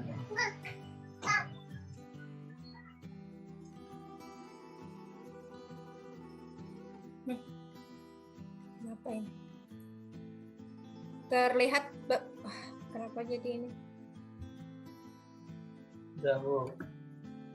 Kelihatan, Bu. Kelihatan ya? Kenapa ya laptop saya ini hidup mati? Oh ya, mungkin akan memperkenalkan apa itu platform Merdeka Mengajar. Ini platform Merdeka Mengajar, yaitu platform teknologi untuk mendukung guru agar mengajar lebih baik, meningkatkan kompetensi, dan berkembang secara karir. Siapa saja yang bisa mengakses platform tersebut, yaitu untuk saat ini platform Merdeka Mengajar hanya bisa diakses, dapat digunakan oleh semua guru dan juga kepala sekolah pada program sekolah penggerak dan SMK Pusat Keunggulan. Namun jangan khawatir, platform ini secara bertahap akan terus berkembang dan mengalami peningkatan. Nah, jadi untuk platform Merdeka Mengajar ini untuk saat ini hanya bisa diakses semua guru yang mengikuti program sekolah penggerak dan SMK Pusat Keunggulan. Terus cara aksesnya gimana? Nah, cara aksesnya itu mudah. Unduh dan pasang install aplikasinya dari Google Play Store bagi pengguna Android. Namun nantinya guru juga dapat mengakses platform Merdeka Mengajar melalui komputer di https://guru.kemendikbud.go.id. Pastikan sudah memiliki akun Belajar ID untuk login. Nah, untuk memilih akun Belajar ID-nya ini yang sebagaimana sudah saya share itu dari Pak Hadi ya, operator Dapodik untuk akun PTK-nya dan juga nanti ada akun peserta didik juga. Nah, masuk ke platform menggunakan akun Belajar ID dan ikuti langkah selanjutnya. Apa saja produk di platform Merdeka Mengajar? Nah, saat ini produk yang tersedia adalah produk perangkat ajar dan guru dapat mengakses fitur-fitur terkait, modul ajar, hingga buku teks di dalamnya. Namun secara bertahap, guru akan segera menikmati produk dan fitur-fitur baru lainnya. Nah, jadi di platform Merdeka Mengajar ini memudahkan untuk guru ketika nanti kita mengadakan proses belajar mengajar karena disediakan perangkat ajar yaitu berupa modul dan buku-buku teks yang dapat diakses gitu. Jadi guru itu siap melakukan pembelajaran dengan mengadopsi perangkat ajar yang ada di platform Merdeka Mengajar. Tentu saja kata Pak Munawar kemarin yaitu alangkah baiknya juga diimbangi dengan kita sendiri gitu untuk membuat modul tersebut. Tapi paling tidak kan ada contoh gitu yang dapat kita ambil dari platform Merdeka Mengajar ini. Lalu apa itu produk perangkat ajar? Yaitu kumpulan materi pengajaran sesuai dengan mata pelajaran dan fase belajar yang diinginkan. Di sini guru dapat menemukan modul ajar dan buku teks yang bisa dimodifikasi sesuai kebutuhan serta karakteristik murid. Nah, ini platform Merdeka Mengajar. Nah, untuk bisa mengakses ini, bisa Bapak Ibu untuk mengaktifkan akun Belajar ID-nya dulu. Nah, ini ada penggunaan perangkat ajar. Sebenarnya untuk di platform Merdeka Mengajar ini ada dua perangkat, yaitu perangkat ajar dan asesmen. Nah, jadi asesmen peserta didik. Jadi di sana sudah ada asesmen berupa yang sesuai dengan ujian AKM namanya. Jadi di situ ada asesmen bentuknya literasi dan juga numerasi. Nah, untuk kayaknya untuk bisa mengikuti ini Bapak Ibu harus menginstal dulu platform ini bagi handphonenya yang perangkatnya Android ya. Bagi iOS masih belum bisa karena masih dikembangkan perangkat ini dan juga masih ada kekurangan di beberapa khususnya untuk mapel produktif ya. Kalau untuk mapel umum kayaknya sudah semuanya ada di platform ini, disediakan modul ajar serta asesmen peserta didiknya. Jadi nanti akan saya bagikan link untuk bagaimana cara mencari produk dan langkah-langkah dari penggunaan perangkat ajar ini. Nah, mungkin itu saja Pak Hairan yang dapat diinikan. Apakah ada pertanyaan dari Bapak Ibu mengenai platform perangkat Merdeka Mengajar? Oke, terima kasih Bu Yani ya. Silakan kalau ada yang mau bertanya. Artinya Bapak Ibu ini sangat untuk belajar ID ini diharapkan pada Bapak Ibu bisa mengaktifkan akunnya dan bisa masuk agar lebih banyak mengetahui informasi-informasi tentang dunia pendidikan. Dan mudah-mudahan nanti untuk kejuruan juga untuk BK, mudah-mudahan nanti kedepannya akan ada semuanya di sana. Silakan Bapak Ibu. Oke, silakan. Oke, silakan Pak. Hairan. Oke. Ya, terima kasih Bu Yani sudah menyampaikan secara lugas dan Pak Hairan sudah membuat kegiatan ini bisa berjalan dengan baik. Ini kalau kita lihat arahnya bahwa seluruh guru ini dihadapkan suatu pilihan ketika menyampaikan materi itu kayaknya akan menggunakan Google kayaknya ya. Nah, menggunakan Google ini. Nah, karena ini arahnya, karena ini saya rasa ini bukan kewajiban menurut saya, ini adalah pilihan. Nah, tapi kalau Bapak Ibu tadi kalau ingin mendapatkan perangkat ajar, modul ajar, asesmen bisa dimasukkan di dalam dan tidak ada salahnya Bapak Ibu juga mendaftar di sana. Akan tetapi nanti kami tim dari sekolah KOS itu nanti akan membingkai bahwa Bapak Ibu walaupun sudah ikut belajar ID, Bapak Ibu ketika menyampaikan materi di kelas harus menggunakan LMS yang sudah kita miliki. Nah, tentu saja nanti di KOS akan kita tuangkan di sana nanti bahwa guru SMK 2 adalah guru yang ketika mengajar menggunakan model dan LMS yang ada ini. Karena apa? Ini baru dihebitkan lalu ditawari dengan yang ada ini. Saya rasa ini hanya bukan pilihan. Nah, nanti tugas tim pengembang IT dan tim pengembang kurikulum dan khususnya nanti staf pengkurikulum itu harus memindahkan seluruh fitur-fitur yang ada di Google ini kalau bisa juga kita pindahkan di sini. Apa yang ada di Belajar ID pasti juga akan tersedia di LMS kita. Nah, intinya bahwa kita itu perang market ya toh. Perang market berbasis digital ini ya. Karena kita ini perang apa yang ada dimiliki dia ini kita ambil semua kita taruh sehingga nanti Bapak Ibu tidak tengok sana tengok sini ya. Seperti itu. Saya harapkan seperti itu. Karena apa?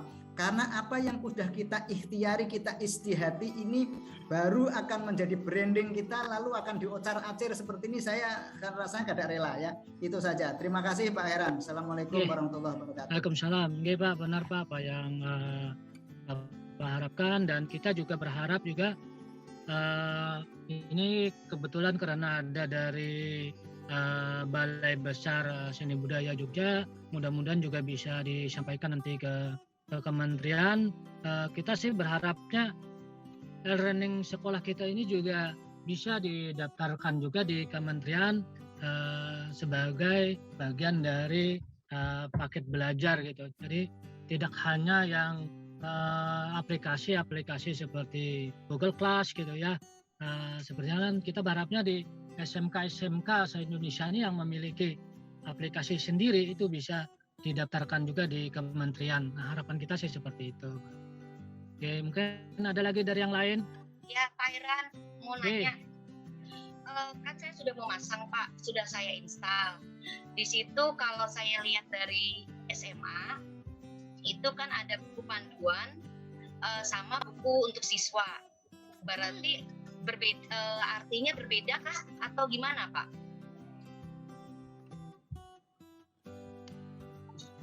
Berbeda dalam arti maksudnya berarti buku untuk panduan untuk siswa sendiri kemudian untuk guru sendiri begitu kah Pak? Iya Bu, ya Bu hampir sama seperti kita yang selama ini belum ada literasi digital. Tentunya kan sebelum ada masa-masa ini buku panduan guru dan buku siswa memang berbeda Bu. Kemudian kalau untuk yang produktif Pak, kemarin kan kita sudah dapat tuh Itu untuk panduan guru atau untuk siswa, Pak? Yang di ini ya, Bu, yang di Di belajar Drive ID. Google. Di Drive Google, Pak, yang perlu di-share. Oh, di Google itu nanti untuk Bapak Ibu bisa dikembangkan untuk siswanya, Bu. Tapi untuk gurunya belum ada ya, Pak? Belum. Oke. Oke, jadi untuk sementara di belajar ID juga sementara ini mungkin pelajaran umum aja yang baru ada karena ini untuk fase ini kan produk di SMK dengan di SMA itu masih sama. Nah, makanya tadi kata Ibu Yani kedepannya akan dikembangkan lagi khususnya untuk guru produktif gitu ya. Oke, Pak Heran. Oke. Untuk istilahnya materi-materi itu saya memang sudah dapat dari sumber lain. Cuma untuk yang akun ID ini saya belum dapat. Itu di-share di mana, saya belum lihat tuh. Atau saya terlalu ketinggalan lah. Yang akun ID itu. Oke. Mudah-mudahan karena Ibu Yani tolong di-share kembali Bu ya yang akun belajarnya yang sudah didapat dari Pak Hadi. Ini mungkin karena udah jauh di atas, Pak. Ya, makanya siap. Itu kan saya siap. Kalau enggak, maksud saya gini, masukkan di e-learning aja. Di situ akun ID dimasukkan itu, diinformasikan kita sering buka e-learning. Di situ dimasukkan ke situ aja. Jadi semua guru yang memakai e-learning pasti ini akun ID. Nah, gitu loh, Pak. Jadi siapa kita ke depan rencananya di aplikasi e-learning misalkan di kurikulum akan kita masukkan juga bahan-bahan arsip-arsip. Artinya nanti kalau Bapak Ibu mau membuka kembali apa yang diperlukan di aplikasi itu kan Bapak Ibu masih bisa ngambilnya. Kemudian begitu juga dengan harapan kita sih tidak coba kurikulum aja, tapi juga yang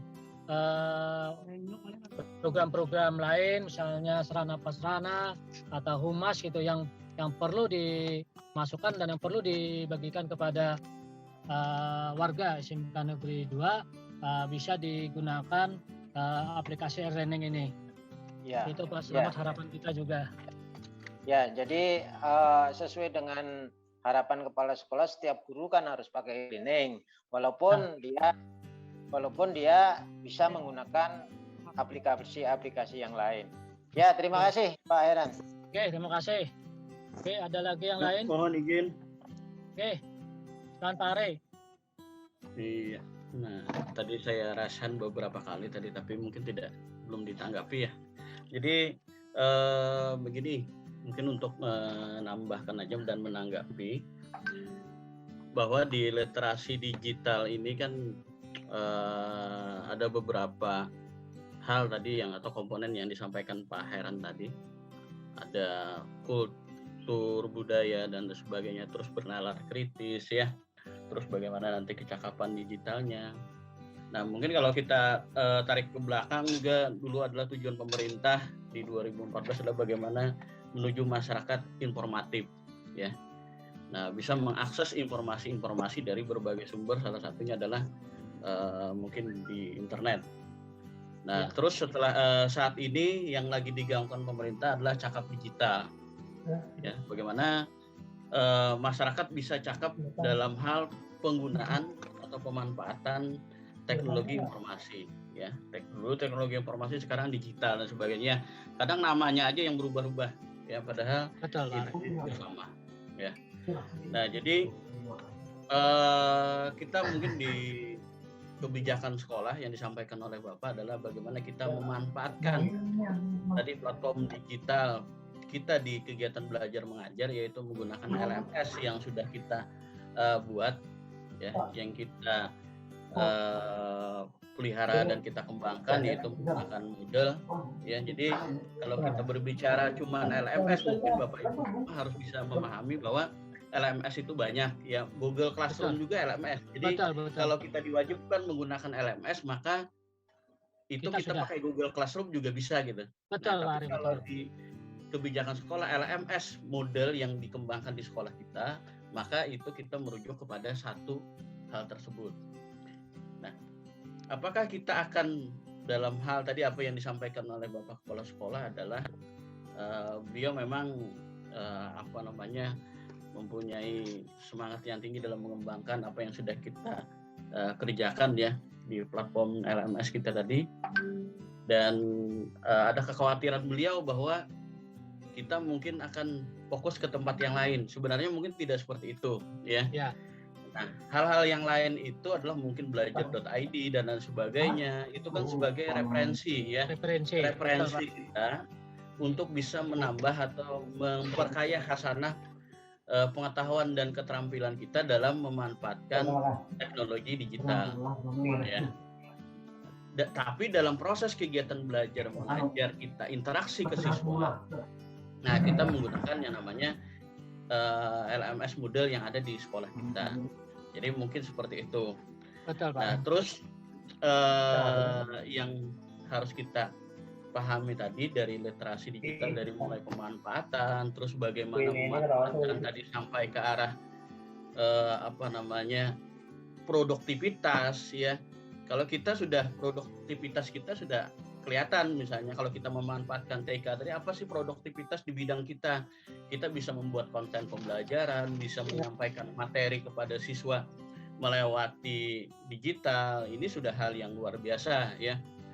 Nah, walaupun di generasi misalnya yang Bapak Ibu yang mungkin di atas 40 tahun, ini adalah hal yang memang yang baru, hal yang memang agak susah. Karena apa? Karena ya kita hidup dulu di zaman dimana teknologi ini tidak ada. Nah, kalau sekarang anak-anak itu lebih mahir, lebih bisa menggunakan teknologi ini. Kenapa? Karena mereka hidup di zaman seperti ini. Karena mereka hidup di zaman teknologi itu ada. Tetapi yang jadi masalah adalah dari segi literasi mereka, lagi dari segi misalnya kritis, bernalar kritis mereka, misalnya yang mereka bisa menggunakan handphone dengan baik, tapi tidak bisa mengikuti pembelajaran dengan baik menggunakan handphone. Nah, ini jadi masalah gitu. Padahal mereka punya handphone. Nah, jadi hal-hal inilah yang harus kita pacu, yang harus kita sampaikan ke siswa kita dalam hal literasi digital tadi. Nah, mungkin seperti itu ya, tambahan sekaligus tanggapan, Pak. Jadi untuk apa yang disampaikan Bapak Kepala Sekolah tadi kita dukung, tapi bukan kita sebenarnya untuk berperang atau menyaingi dari konten belajar.id, itu tidak ya, karena dari konten di belajar.id juga banyak juga hal-hal yang banyak yang harus kita dapat di sana gitu, seperti itu. Jadi kolaborasi kita, dan mungkin Pak Hairan tadi menyampaikan bahwa bagaimana LMS kita bisa masuk ke kementerian, atau misalnya LMS kita suatu saat misalnya yang mengakses LMS kita itu pulsanya bisa gratis, itu mungkin ada, Pak. Jadi teman saya di Bali, mereka bekerja sama dengan beberapa provider baik itu Telkom, misal Indosat dan sebagainya. Nah, itu mendaftarkan misalnya host atau destinasi dari IP address yang ada di LMS mereka. Ketika pengunjung memasuki ke menuju ke LMS kita, maka tidak akan dihitung atau pulsanya tidak perlu menggunakan pulsa lah, seperti itu gitu maksudnya ya, sama dengan yang pulsa belajar ya, seperti itu ya. Jadi misalnya pakai Zoom itu misalnya tidak terpotong pulsanya dan sebagainya, atau membuka Google Classroom tidak terpotong. Nah, ini sebenarnya adalah bagaimana nanti kedekatan kita dengan Iduka. Nah, ini bisa diarahkan seperti itu. Bagaimana nanti Pak Dodi sebagai Wakasek HKI bekerja sama dengan Iduka seperti Telkom atau Telkomsel atau Indosat atau XL dan lain sebagainya, menyampaikan bahwa ini loh, kami punya LMS atau punya platform digital yang berada di server sekolah kami. Tolong didukung bahwa ketika ada pengunjung atau siswa-siswa kami yang menggunakan XL, menggunakan Indosat, menggunakan Telkomsel dan sebagainya, itu tidak memerlukan pulsa untuk mengakses. Jadi itu bentuk dari kerjasama dengan industri. Mungkin seperti itu tanggapan saya. Terima kasih. Assalamualaikum warahmatullahi wabarakatuh. Waalaikumsalam. Terima kasih Pak Are. Pas atas anunya, mudah-mudahan nanti bekerja sama dengan Pak Are bagaimana caranya kita mendapatkan aplikasi kita nanti ke kementerian. Gitu ya Pak Are ya.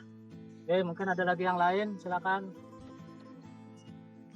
Saya Pak Hairan. Oke, silakan Pak Dede.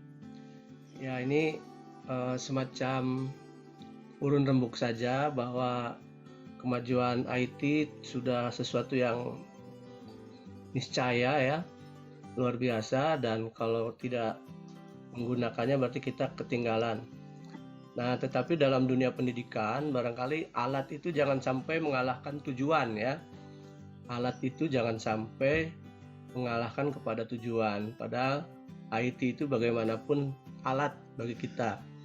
Apalagi dalam konteks di sekolah kita tuh multiple, artinya inklusi ya, berbagai anak-anak yang barangkali tadi jangankan yang anak berkebutuhan khusus, misalnya anak-anak umum saja kata Pak Ari punya HP tapi tidak bisa mengakses. Jadi itu salah satu PR sebenarnya di satu sisi. Jadi di sisi lain menurut saya tetap harus ada blended ya. Blended itu artinya ya yang jalur ini dipakai, jalur yang lain juga dipakai. Jadi sekolah yang baik itu sekolah yang bisa memfasilitasi para siswanya untuk mengakses dengan berbagai cara gitu ya. Dengan berbagai cara. Jadi ada anak yang ini bisa diakses melalui mungkin manual biasa, ada yang udah cepat bisa melalui LMS dan lain sebagainya. Jadi pesan saya tanpa bermaksud mengurangi semangat kita, saya sangat setuju karena dunia begitu cepat. Tapi di sisi lain kita juga harus ingat bahwa sehebat apapun alat itu alat gitu ya. Jangan lupa bahwa tujuan utamanya dalam pendidikan itu bagaimana bisa menyentuh anak-anak yang kita didik. Mungkin itu saja. Betul Pak Dede. Makanya kan apalagi di era saat ini kita ya tetap aja perlu memperhatikan hal-hal yang seperti Bapak Ibu sampaikan tadi. Apalagi sebelum kita melaksanakan kegiatan pembelajaran kan tentunya kita melakukan yang namanya asesmen diagnosis. Asesmen itulah yang akan membantu kita mengetahui kita tentang kesejahteraan dari peserta didik, emosionalnya, dan mungkin yang lain-lainnya termasuk juga dengan penggunaan dari alat dari jaringan internet. Ya begitu ya Pak Didi ya. Oke, terima kasih atas masukannya dari Pak Aris, Pak Didi, dan Bapak Ibu lainnya. Oke, mungkin ada lagi yang lain? Nyampaikan aja Pak, mungkin mengenai tadi yang permintaan untuk mengupload materi atau dan lain-lain administrasi kurikulum itu sebagian sudah ulun masukkan, mungkin di course ketika absen bisa dicek sudah ada foldernya.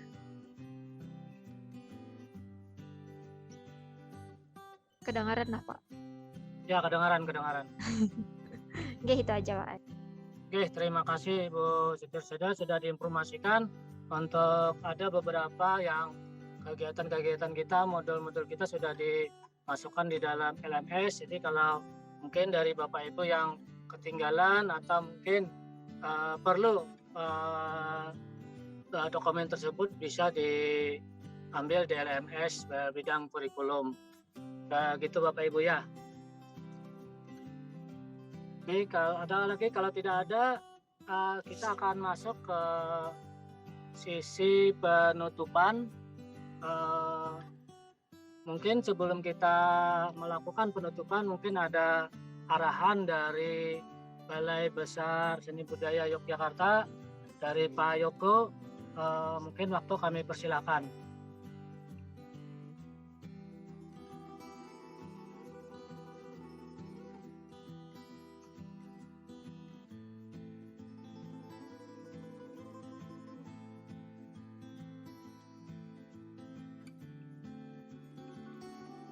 Assalamualaikum Pak Yoko. Nggak ada, Pak. Tadi pagi ada tadi itu. Ada nih, Sidin masih belum keluar. Kalau ada, kalau belum anu, yang dari Unlam dulu kalau ada. Nggih. Mungkin dari perwakilan Poliban, kalau ada silakan. Mungkin ada arahan yang bisa kami terima. Silakan waktu dan tempat, Pak.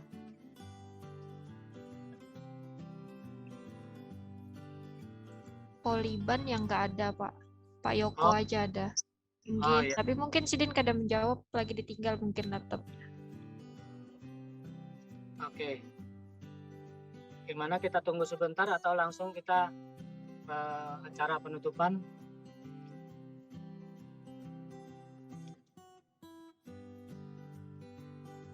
Pak Kepala Sekolah?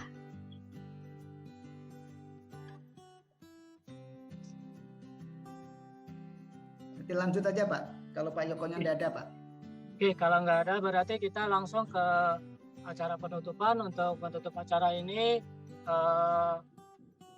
diserahkan langsung kepada Kepala Sekolah SMK Negeri 2 Banjarmasin. Untuk waktu kami persilakan. Ya, terima kasih. Assalamualaikum warahmatullahi wabarakatuh.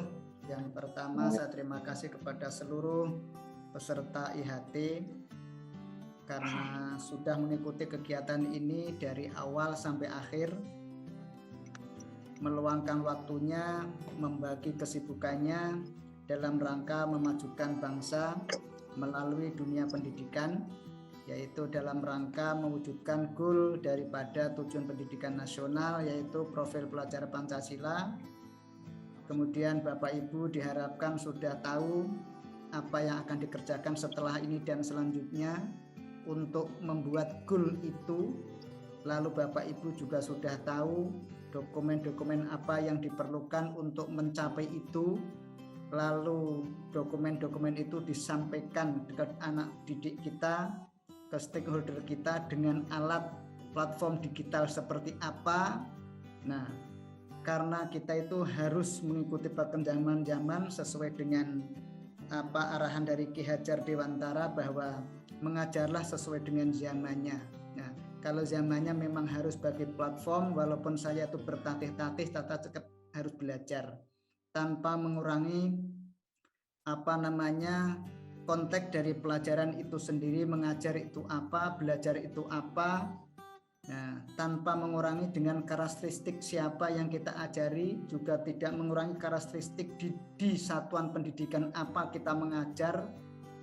Kemudian juga tanpa mengurangi, tetap kita memperhatikan bahwa profesionalisme seorang guru harus berkepribadian, harus punya kesosialan, harus punya keprofesionalan, tetapi tidak kalah penting harus mampu mempunyai kompetensi pedagogik. Jadi kompetensi pedagogik inilah, kalau tidak keliru, item pedagogik itu ada 13, saya tidak hafal ya. Jadi apa saja dalam pedagogik itu harus diingat kembali. Karena pada prinsipnya memang di dalam dunia pendidikan itu selalu berkembang. Baik materinya, baik capaiannya, baik stakeholder yang berkolaborasi dengan kita, dan khususnya kita harus tracing di dunia kerja kita, yaitu di vokasi. Kemudian stakeholder yang paling utama kita itu adalah kita menyiapkan orang yang bisa berwirausaha, kita juga menyiapkan orang yang bisa bekerja kepada orang lain, tetapi kita juga menyiapkan kepada anak didik untuk melanjutkan studi. Oleh sebab itu bahwa seluruh kompetensi itu kita sebagai orang guru harus bisa jadi role model dari semuanya itu. Oleh sebab itu kita berada di wilayah Negara Kesatuan Republik Indonesia. Kita ini diharapkan bisa berinovasi, berbagai tawaran kegiatan, tawaran solusi, bagaimana untuk mempercepat proses semuanya itu. Jadi kalau Kemdikbud menawarkan belajar ID, nah sekolah di SMK 2 itu juga menawarkan model, baik keduanya itu kata Pak Ari sudah berbasis LMS. Nah oleh sebab itu saya berharap tim pengembang kurikulum, tim IT SMK 2 harus bisa merebut seluruh hati warga negara Indonesia untuk bisa mengikuti apa yang ada di SMK 2 walaupun pilihannya banyak, mudah-mudahan jatuh pilihannya adalah model yang sudah kita lakukan. Nah, itu. Karena apa? Itu sebagai kegembiraan tersendiri bagi SMK Negeri 2. Saya sudah merasa bangga dan saya merasa haru ketika setiap ada permintaan dari dinas, tolong Pak absennya srit, dalam hitungan detik kami sudah bisa mengirim. Bagaimana Pak MOU Prakin, dalam hitungan detik kami sudah bisa mengirim. Jadi semuanya itu adalah kecanggihan-kecanggihan dari kawan-kawan kita yang bekerja di bidang IT. Nah, diharapkan nanti seluruh fitur-fitur yang ada yang dijual di dalam Belajar ID itu bisa diambil semua, dimasukkan ke dalam LMS kita yang dalam model ini. Sehingga nanti ibaratnya pasar kita ini adalah pasar yang menyajikan seluruh keperluan guru, keperluan siswa dan keperluan masyarakat ada di model kita. Nah, kalau kita sudah bisa membuat seperti itu, harapannya maka seluruh stakeholder sekolah, apakah itu pemerintah, apakah itu perusahaan, apakah orang tua, apakah objeknya sendiri, apakah subjeknya sendiri, nanti semuanya akan mengarah ke arah yang lebih baik. Jadi karena kita ini sudah selesai mengerjakan kegiatan ini adalah awal dari masalah kita. Pekerjaan kita yang kita lakukan selama 8 hari itu adalah masalah. Kenapa? Karena itu adalah ilmu yang harus segera ditransfer ke murid-murid kita. Harus kita tunjukkan kepada pemerintah, kepada dinas, kepada orang tua bahwa guru-guru SMK 2 hari ini sudah mulai mengembangkan kompetensinya. Kompetensi itu yang dimiliki termasuk penggunaan LMS khususnya model dan Belajar ID yang nanti akan diramu menjadi satu, sehingga nanti seluruh keinginan pemerintah, keinginan orang tua yang sudah menitipkan anaknya kepada SMK Negeri 2 ini memang benar-benar dididik dengan platform yang menjadi tujuannya, yaitu terwujudnya siswa terampil, berjiwa entrepreneurship, berkarakter yang mempunyai daya saing. Nah, ini tujuan kita ini sudah selaras dengan tujuan pemerintah pusat, sudah selaras dengan tujuan gubernur, sudah selaras dengan tujuan Dinas Pendidikan dan Kebudayaan. Ya, sehingga kita tidak menjadi asing ketika kita ada order-order baru, ada regulasi-regulasi baru. Ini oleh pemerintah kita ini tidak terlalu, dan kita selalu punya solusi dan punya cara bagaimana mengembangkan kos yang ada di sekolah. Kita tunjukkan kepada dunia, tunjukkan kepada sekolah lain, dan tunjukkan kepada pemerintah bahwa SMK 2 adalah orang-orang yang minded di bidang penyusunan dan perencanaan, baik perencanaan pendidikan dalam bentuk kurikulum operasional sekolah maupun perencanaan di level mengajar, perencanaan apapun ya, sehingga apapun yang diinginkan oleh pemerintah, SMK 2 tidak merupakan bagian daripada penentang, tidak merupakan bagian dari masalah yang harus segera ditangani. Akan tetapi SMK 2 adalah sekolah satu-satu lembaga yang selalu support kepada pemerintah, selalu support kepada masyarakat, dan selalu membaca apa yang menjadi keinginan pemerintah, masyarakat, dan keinginan orang tua, dan sekaligus juga mewarnai bahwa kita menyiapkan siswa ke arah yang lebih baik. Tidak mengurangi rasa hormat kepada Pak Yoko dari Seni Budaya Yogyakarta, Pak Adrian dari Poliban, dan Bapak Ibu semuanya peserta IHT hari ini. Marilah kita bersyukur dengan alhamdulillahirabbil alamin karena kita masih diberi kesempatan untuk segera menyampaikan ilmu-ilmu yang ada hari ini. Walaupun ilmu ini hari ini yang diterima tidak ideal, kita sambil jalan, kita sambil problem solving ya, kita sambil jalan. Jadi kenali masalah kita, lalu cari solusi yang terbaik. Nah, untuk itu dengan mengucapkan alhamdulillahirabbil alamin, kegiatan IHT pembelajaran paradigma baru SMK Negeri 2 tahun 2021 secara resmi kita tutup. Akhirul kalam, wassalamualaikum warahmatullahi wabarakatuh. Waalaikumsalam warahmatullahi wabarakatuh.